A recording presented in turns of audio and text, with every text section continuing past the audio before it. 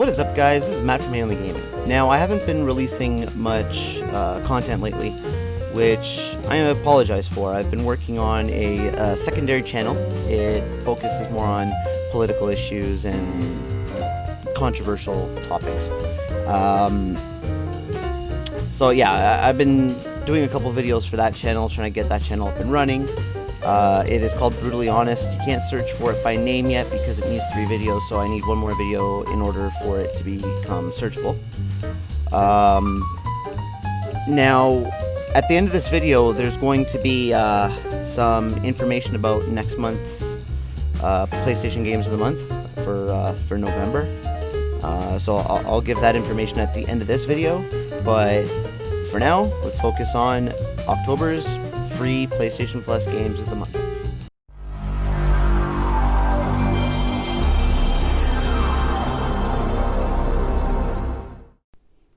Alright, first up we've got Need for Speed Payback. Now, I'm going to keep this one short. Need for Speed Payback is developed by Ghost Games and published by EA. It is the 23rd installment of the Need for Speed franchise, and I would place it in the bottom 2. I haven't really liked Need for Speed since Hot Pursuit 2 and Most Wanted from the PS2 era, but this game is worse than most of the games that I've played since then.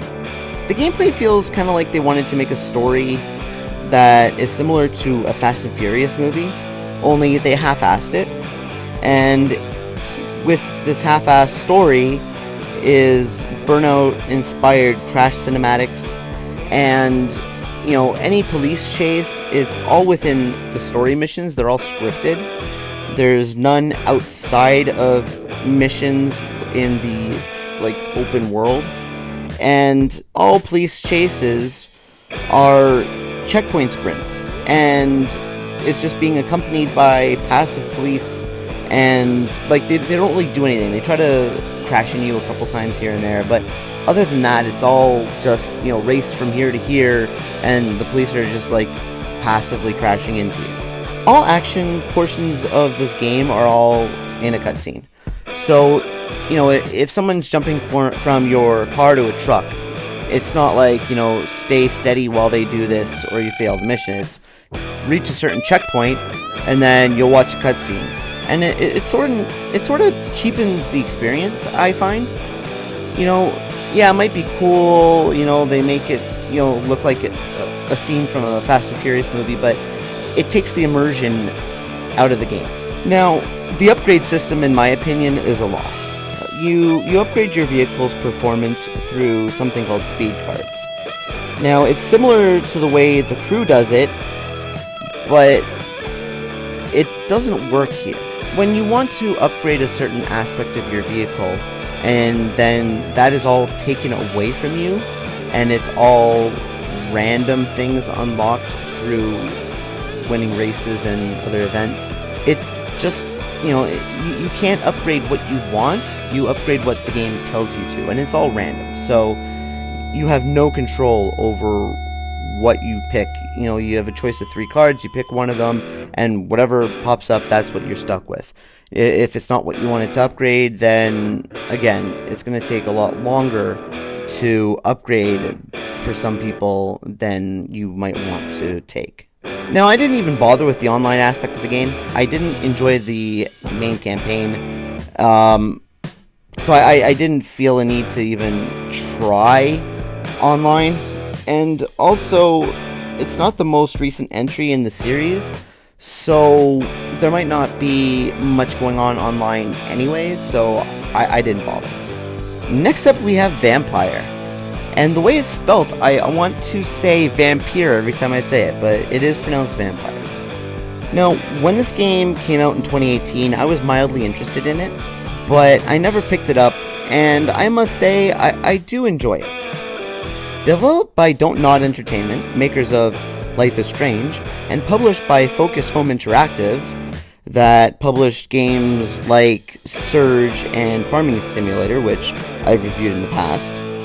The game takes place in 1918 London, and you wake up in a mass grave right after you've returned from World War I. And you're in a Spanish flu-infested London, and you start the game off as a newborn vampire. Now, this game focuses a lot on story, and it does have an engaging story. And there's also many side quests to take on and get to know the citizens of London. There's about 60 of them, NPCs that you can interact with. There's also crafting in this game. You can craft serums to use in-game. You can craft medicines for the citizens to help ailments that they may have, to cure them of their ailment and make the quality of their blood higher, which gives you more XP if you do feed on them. Also with the crafting, you can also use it to upgrade melee and ranged weapons for combat. The best way to upgrade in this game and to evolve your character and get more skills, aside from doing the main quests, is actually to feed on the citizens of London. You mesmerize them, you bring them to a dark alley, you kill them. Now, it does affect what happens in the different boroughs of London. So if you start killing people, the world around you will start to get more hostile, and characters may die from open world interactions that don't involve you, from actions that you take against other characters. So your actions have consequences, but at the same time you also get stronger, get more abilities, and become better at combat. So it sort of balances out. It makes more combat happen, but also makes you better at combat. Now, speaking of the combat in this game is kind of unique. And I wasn't too fond of it at first, but it kind of grew on me as I got more used to it.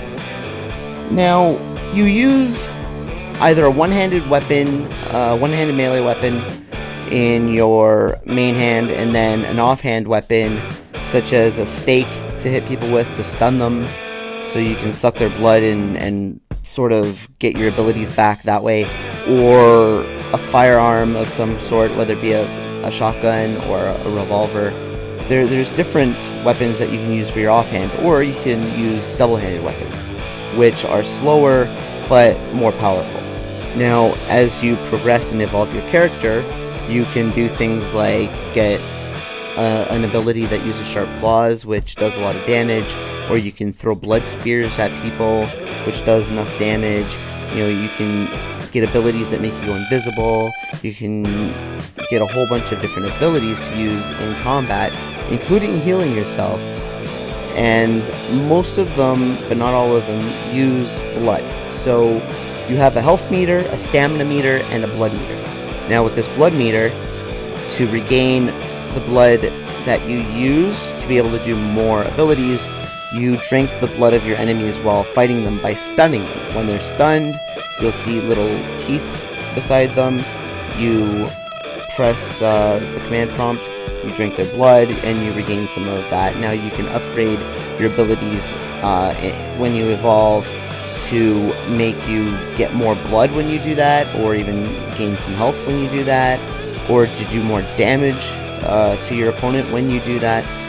And it does help, and it makes it more interesting with all the abilities that you can get. As for the combat system itself, you lock onto a target, and you can switch from target to target just by clicking left or right on the right thumbstick. And it is a attack and dodge sort of combat system where you can do a 3-hit combo, and then you have to sort of dodge, back up and dodge, and you have to watch your stamina meter, and if that goes down, then you slow down. You can't attack or stun or anything if that's gone, or even dodge out of the way. So you gotta keep an eye on your stamina while attacking and dodging, and switch between enemies and use your abilities to take them out, and it works pretty well. Again, at first, before I had any abilities, and right at the beginning you just have a couple attacks, you don't really know what you're doing other than attack and dodge. But once you get more used to how it works, and you get used to the stamina meter, and you get more abilities, it makes the combat more enjoyable. Now, my final thoughts on these games. Need for Speed Payback, it's garbage. I wouldn't touch it. And Vampire, it's a pretty good game. I would recommend Vampire. I am still having fun with it. It is a great game, so give that one a try. Alright guys, that's it for this video. One thing I do want to say before I end this video is, for November, because Sony is launching the PlayStation 5, they're giving more games for PlayStation Plus for the month of November, so that in case you didn't have a PlayStation 4, you have access to more games. It's called the PlayStation Collection in November. Now, the thing that is interesting about the PlayStation Collection is, yes, there are some games that were already for PlayStation Plus in the past, and there is a lot of games. You know, it's not just, you know, one game, or, you know, 2 games, or, you know, 3 or 4 games. It's a fuck ton of games. They're releasing 18 games for the month of November, and that is a lot of games. And, you know, while there are a lot that were PlayStation Plus games of the month in the past, there's also going to be a lot that were never part of it. So I will be doing more than one review next month, just because there is a lot of games. Yeah, it's a lot, so I'm gonna have to break them up. I might not redo a video, like I might not do a video for the games that were previously PlayStation Plus games. You know, I might just mention them and just show what games they are. And then just do this kind of review for the games that have never been on there. And again, there's more than 2 that were never PlayStation Plus games the month before, so again, I'm gonna have to do more than one video. But until then, guys, later.